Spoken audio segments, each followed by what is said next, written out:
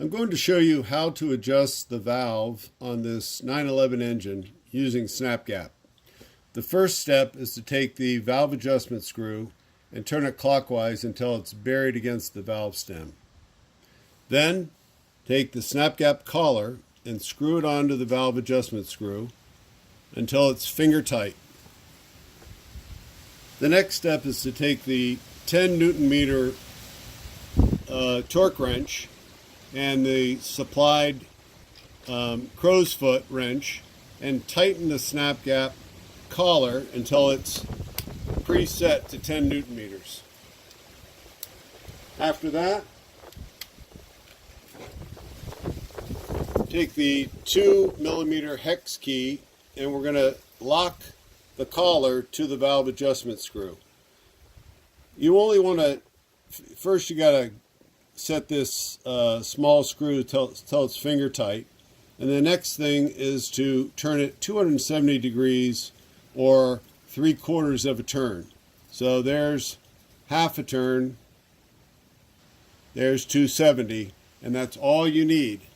That locks this collar to that screw. Once you've got that set, you then loosen the collar and screw, which are now joined together, as you can see, and that opens a gap underneath the collar. In that gap, you're going to take the 1/10 of a millimeter shim that's supplied by the SnapGap kit and install it in that space between the valve, the rocker arm, and the SnapGap collar. Now, this can be in any position because it's not going to fall off there. It's made not to fall off. So you just tighten it down until it's finger tight, and you're now squeezing the 1/10 of a millimeter shim underneath the collar. Once you have it in that position, it's time to do the final tightening using the 10 Newton meter torque wrench.